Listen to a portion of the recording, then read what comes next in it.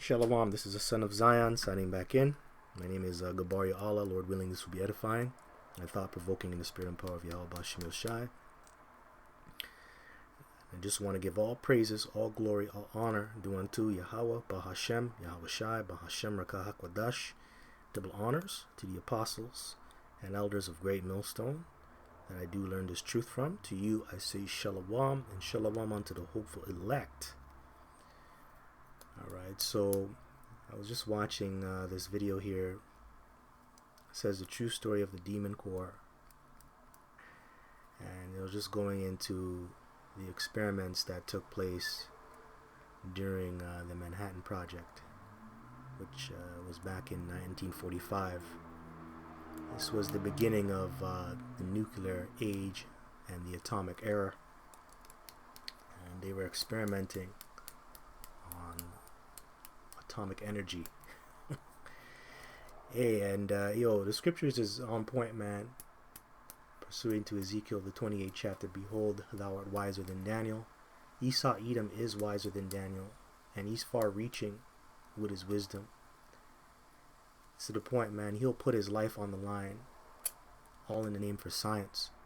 And that's what you're about to see here, man. Hey, a lot of the experiments that were done in the lab during the Manhattan Project was really through trial and error. And these different physicists, they lost their lives because of that. But because of these sacrifices that they made, all in the name for science and the left-hand side, that's the reason why we have these different nuclear technologies today, especially going into nuclear weapons and also nuclear energy. Right? It's because of things like this. So, hey, Esau Edom is wiser than Daniel. Now, before I play the clip, I want to get a precept because, hey, we know Esau Edom, his blessing is the sword, but his blessing is his own curse too, because the sword is going to destroy him. The sword that he created, being the ICBMs and these hypersonic missiles, that's going to destroy his world. And we know that his world is coming to an end when you go into 2nd Ezra 6 and 9 and many other scriptures and precepts. Also Romans the 9th chapter, it talks about how Esau Edom is the vessel of dishonor and he's fitted for wrath, right? But 2nd Ezra 6 and 9 says, for Esau is the end of the world, and Jacob is the beginning of it that followeth, man. And right now we are in the end of Esau's world, and he's about to destroy himself, right? So let me start off with this. This is Isaiah chapter 54, verse 16. Behold, I have created the smith that bloweth the coals in the fire. Okay, so what is the smith? Right, the smith is it represents the different scientists and physicists. And what does it mean by them bloweth the coals in the fire? It means they're in the lab experimenting and figuring things out. Right, so a smith, back then you would call it a blacksmith. He's the one that creates weapons. Right? And he creates swords and killing instruments and things of that nature. Mainly swords, you know. And what he would do, he would put the sword or that metal that creates a sword, the steel or the iron, through intense heat, and he bangs it out with a hammer, right? And he dips it in water to harden it. You know the process, right? So yeah, the modern day smiths are the scientists and the different physicists, and that's what they're doing in the lab. They're learning how to split the atom, and they're experimenting with atomic energy and nuclear energy. And you know, it was through trial and error. Some of them lost their lives for doing that. Now it says, and that bringeth forth an instrument for his work. And that's really for Yahweh Bashim Yoshai's work. I'm going to say that because the Lord prophesied that Esau Edom is going to be destroyed in these last days, right along with you different nations. Okay? And I have created the waster to destroy. That's true. The waster being the ICBM, nuclear destruction. But I find it ironic, you know, it says, I have created the waster to destroy it. When you go into Esau's name, when you break it down in the Paleo Hebrew, it means Aishashwa, which is wasted away is he. Hey, Esau, man, you're wasted away as he, and you're going to waste yourself in these last days. You know, this guy, when you go back to Esau's humble beginnings, his origins, he came out red all over like a hairy garment. That's why they called him Esau, wasted away, because there's no pigment on his flesh. But ain't that some shit? You know, wasted away is he. The waster is going to waste himself. And that's what this story goes into. The true story of the demon core. And don't take this word demon too lightly, man. You know, demon just simply means of higher intelligence. So Esau, man, he had to actually tap into the knowledge of wickedness to get this technology, right? You know, when you go into a book of Sirach, it tells you that the knowledge of wickedness is not wisdom. It isn't, because this isn't bringing life. You know, this is bringing death. Because that's what they were doing. The reason why he thought about these things is to bring forth death. That's why they call it a WMD, weapon of mass destruction, mass murder, mass death. Because that's what they're going to bring forth. This stuff wasn't set up to help people. But that's Esau Edom for you, man. You know, the waster, the killer, the murderer. So anyways, let's get into it. This is one of the deadliest objects mankind has ever produced, the demon core. Welcome to a series that I'm calling Scientifically Interesting Ways to Die. In 1945, during the final days of World War II, scientists at the Manhattan Project created a 6-kilogram sphere of plutonium, intended for a third atomic bomb. The war ended before it could be deployed, but left behind became an object of deadly scientific curiosity. Late one night, Manhattan Project physicist Harry Daghlian was working alone in his lab, trying to better understand how to reduce the mass of plutonium needed to reach criticality. Daghlian was manually stacking tungsten carbide bricks around the core to reflect neutrons back inside and increase the core's reaction rate. As he positioned the final brick, the neutron detectors in the room began to alarm. The core was approaching supercriticality, potentially turning science experiment into atom bomb. In the rush to pull his hands away, the brick slipped from his grasp and fell directly into the assembly. A blue flash of light filled the room as an intense burst of radiation ionized the air around him. Desperate to stop the reaction, Daghlian was forced to disassemble part of the reactor sidewall, and in the process received a massive dose of radiation, estimated to be 5.1 sieverts to his hands alone. Straight away his hands began to blister, and waves of nausea swept his body, the early signs of radiation sickness. He was rushed to the local hospital, where he fought for 25 days as his bodily functions collapsed around him. Ultimately, the damage done in the exposure was too much, and he became the first ever victim of a criticality incident. But the demon core wasn't finished. 9 months later, physicist Louis Slotin was using a beryllium dome to reflect neutrons back into the core, and to avoid the core going supercritical, against basically every rule of lab safety and common sense, he propped it open with a screwdriver. You can kind of guess where this story is going. During this particular experiment, the screwdriver slipped and the dome fell, and another brilliant blue flash of light filled the lab. Slotin immediately pulled the dome away, ending the reaction, but not before a massive burst of radiation hit everyone in the room. Slotin, standing closest, absorbed an estimated 210 sieverts, 4 times the lethal dose. His hand was almost instantly burned down to the muscle, and his organs didn't fare much better, with one doctor describing it as if he had received a 3-dimensional sunburn to every internal organ. I'm dead. Within hours, Slotin's body began shutting down, and 9 days later, the core had claimed its second victim. Following the incident, the core was decommissioned and melted down to be used in later cores, but forevermore, the story of the demon core will stand as an important reminder of why we don't play Jenga with weapons-grade plutonium. If you like science stories that remind us that we're all just one mistake away from glowing in the dark, follow for more. Wow. So there you have it, man. You see? Wiser than Daniel. And he'll put his own life on the line in the name for science. All in the name for science, man. So this is Ezekiel chapter 28, verse 3. But thou art wiser than Daniel, there is no secret that they can hide from thee. With thy wisdom and with thine understanding thou hast gotten thee riches, and hast gotten gold and silver into thy treasure. By thy great wisdom and by thy traffic hast thou increased thy riches, and thine heart is lifted up because of thy riches.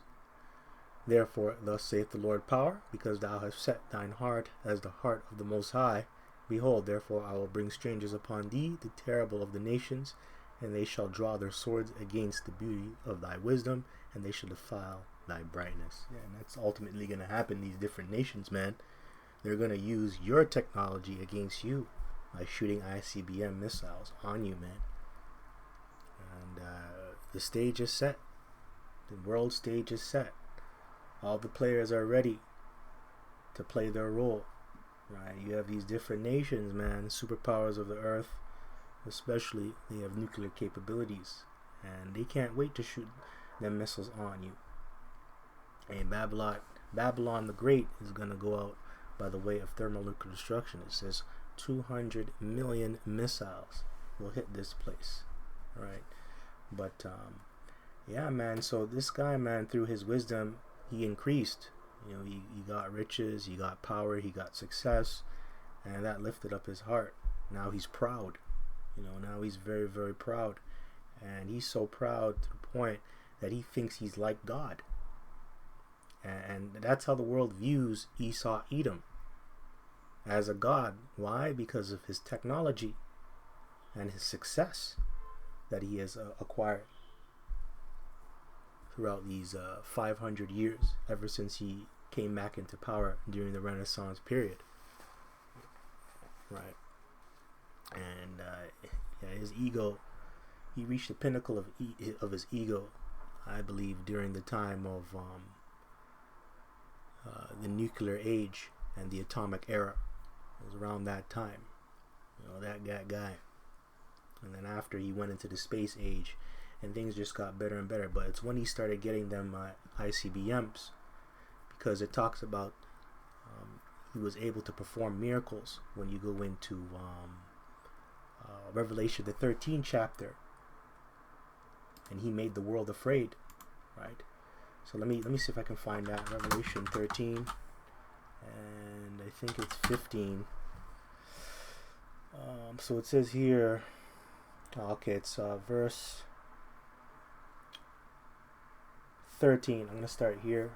And he doth great wonders, so that he maketh fire come down from heaven on earth in the sight of men. And that's going back into World War II. And 1945, going into the Manhattan Project, because that's when they started the atomic bomb.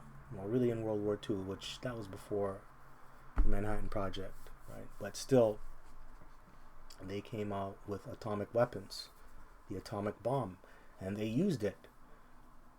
You go into the infamous bombing of Japan, Hiroshima and Nagasaki, the little boy and fat boy.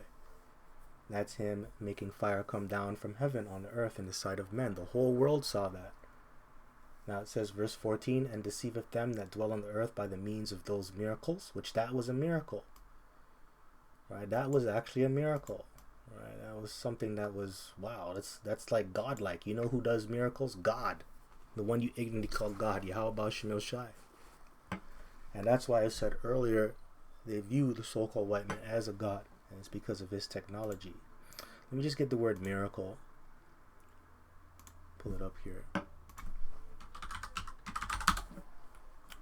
A wondrous work of God, right? Of a miracle, miracle play, object of wonder, to wonder. Yeah, when you wonder at something, it's almost unbelievable.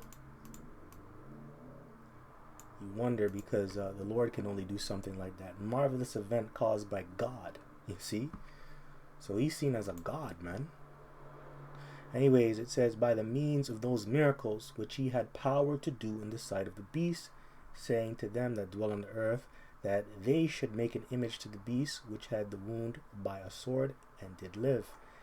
And he had power to give life unto the image of the beast. Okay, yeah, because they're in charge of the beast system. They're in charge over the beast itself, going into NATO and the EU and the UN. Right, that's America. Right, which America is Rome in the spirit. Right, going back to that first beast. Anyways, it says that the image of the beast should both speak and cause that as many as would not worship the image of the beast should be killed. And he put fear in the whole earth and all these different nations due to his technology. He was able to make fire come down from heaven, and he threatens people. look, if you don't follow the rules, I'm gonna bomb you. I'm gonna shoot nukes on your ass. I'm gonna invade you with my military. And that's why these other nations, they worship him and they fear him like a god. So it says, and he causes all, both small and great, rich and poor, free and bond, to receive a mark in their hand or in their foreheads. And that's going into the mark of the beast as well, which is the chip, digital ID, digital currency, things of that nature. But mainly the chip. It's going to have all your identification on that chip, everything about you. And that's what's coming, man. Alright, so, hey, this guy is worshipped as a god. And people fear him. Now, let's go into Obadiah chapter 1, verse 8. Shall I not in that day, saith Yahweh, even destroy the wise men out of Edom? Yeah, and there's a lot of wise men that come out of Edom. A lot of great thinkers, man. And, when you go into this little clip, it shows you the names of the physicists that were working on the Manhattan Project. And they did very great things. These are great men. These men are brilliant. They're great men. They did a lot of things that nobody else could do on this earth. So Esau Edom is very, very wise, man. Very, very wise. And understanding out of the mount of Esau, and thy mighty men, O Teman, shall be dismayed. And we think Teman in the spirit are the so-called Germans and you Edomites that come out of the Deutschland area, but mainly you Germans. And Teman was known for their wisdom and also valiant strength, but mainly their wisdom. So they were very intelligent. Hey man, when you go back into Nazi Germany, there were a lot of experiments that they brought out that they didn't even get to use. Or there's a lot of experiments that they invented, a lot of devices that they created, and they didn't even get to use them. If they were in power, they would have probably used them. I believe a lot of those experiments were confiscated, but they had a lot of evil inventions. They were ahead of their time, and they were very far-reaching. They were intelligent. So that goes back to the Nazis, the Germans, and a lot of that technology that the Germans made. We use a lot of their technology today. You go into these different factories, you go into the conveyor belts, these different machines, right? That was all created by Teman, man. When you go into the history, right? So it says, shall be dismayed to the end that every one of the mount of Esau may be cut off by slaughter. For thy violence against thy brother Jacob, shame shall cover thee, and thou shalt be cut off forever. You see, and that's your end, Esau, Edom. You're going to be cut off by slaughter. And you're really going to destroy yourself. Ultimately, that's how your world is going to go down. But even after that, man, you're going to go into slavery for 1,000 years. And after that, you will be eradicated. But yeah, that's because you were very violent towards Jacob. Jacob being the 12 tribes, which are the southern kingdom and the northern kingdom. You so-called blacks, so-called Native Americans, and you so-called Latinos, man. Alright, so here we go. This is Daniel chapter 12, verse 4. It says, But thou, O Daniel, shut up the words and seal the book, even to the time of the end. Many shall run to and fro, and knowledge shall be increased. And this is an example of knowledge being increased through trial and error especially. This paved the way for all the technologies that we have when it comes to nuclear technology.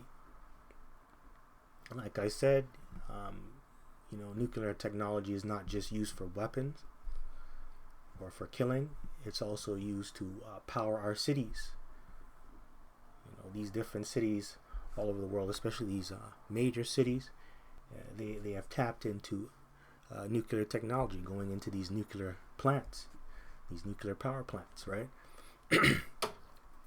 So yeah, man, technology did increase, through the different times. And this was during what? The nuclear age, or the atomic era. So that was a different age and time, right? And we're still in that time, but the knowledge is always growing. It's always growing. All right, so let me get another one. This is 2 Thessalonians chapter 2, verse 3. Let no man deceive you by any means, for that day shall not come, except there come a falling away first. And that's true. We did fall away. We all fell short.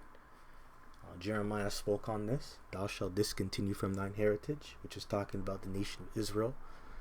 We went away from serving our power. And as a result, we went into serving the gods of the other nations. And that's why we are cursed as a people. And that man of sin be revealed, the son of perdition. That man of sin, which what is sin? Sin is transgression of the law. And who's doing that the most? Esau, Edom. Right? Esau, Edom is the man of sin and also the son of perdition, which means son of destruction. And we just read that in Revelation, the 13th chapter. Look what he's able to do. He maketh fire come down from heaven on earth in the sight of men. No one else but Esau, Edom was able to do that. Okay?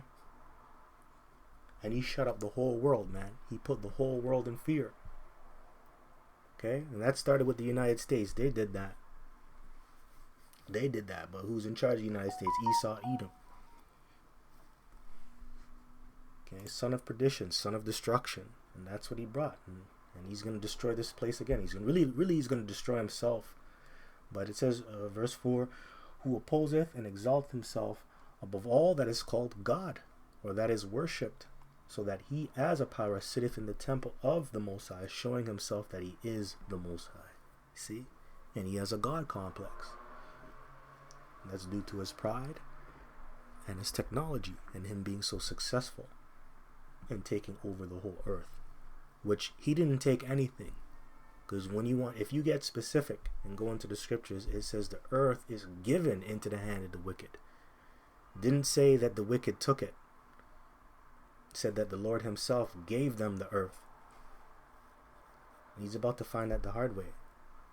Because everything is about to be taken from him. Hey, Daniel chapter 4 verse 17 says, the Most High ruleth in the kingdom of men. Okay? And he set up the basis of men to rule. So the Lord is in control, man. Alright, so let's get this. This is 2 Corinthians chapter 11, verse 13. For such are false prophet, it says, for such are false apostles, deceitful workers, transforming themselves into the apostles of Yahushua. And no marvel, for Satan himself is transformed into an angel of light. And Satan being the spiritual demon Satan. And who does the spiritual demon Satan work with? Esau, Edom, man. You know why? Because you are the border of wickedness, which means you are the sons and daughters of the wicked.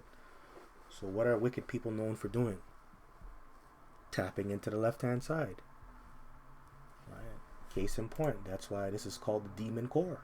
What does demon mean? Of higher intelligence. So that means you had to tap into the left to get this wisdom. And that's what you did. Okay, that's what you did, Esau, Edom.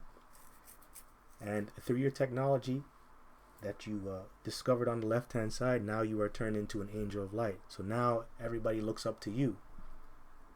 Like you're the chosen one. Like you are the Lord's chosen people. Verse 15, therefore it is no great thing if his ministers also be transformed as the ministers of righteousness, whose end shall be according to their works. That's right. And you know, that's true. You reap what you sow. And you're going to be exposed for really being a demon in these last days. Like right now, people call you an angel of light.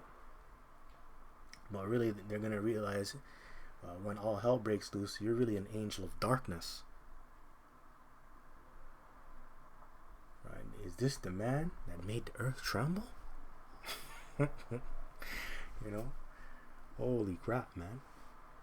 You Luciferians, man. Anyways, last one. I'm going to read this one in the NLT. And this is Job chapter 33. I'm going to start at verse... start at verse 18. It says, he protects them from the grave. Actually, wait a minute. I'm going to start at verse 14. Salakia. It says, for the Most High speaks again and again, though people do not recognize it. True. And he speaks through the prophets and also the different signs that you see in the heavens and things that take place on the earth. The Lord is speaking through those things, but mainly through the prophets and through the scriptures. But people don't listen. People don't care. And they can't see it. Verse 15, he speaks in dreams and visions of the night when deep sleep falls on people as they lie in their beds. He whispers in their ears and terrifies them with warnings. He makes them turn from doing wrong. He keeps them from pride. He protects them from the grave, from crossing over the river of death, where the Most High disciplines people with pain on their sick beds, with ceaseless aching in their bones. They lose their appetite for even the most delicious foods. Their flesh wastes away, and their bones stick out. They are at death's door. The angels of death wait for them too. And this actually happens. You know, their flesh wastes away and their bones stick out. What you saw here, that's exactly what took place. Which, you know, this precept is actually used to prove that the neutron bomb or the atom bomb actually exists. And that's what we studied, right? We went into atomic energy, right? This was going into the atomic era, or the beginning of the atomic era, right? So that actually happens, right? That actually happens. The Lord will allow this to happen to you, especially when you're rebellious or when you get out of line, when you become wicked. He will put this plague and curse on you. Alright, so I just wanted to bring that out just for good measure. So anyways, man, that was it.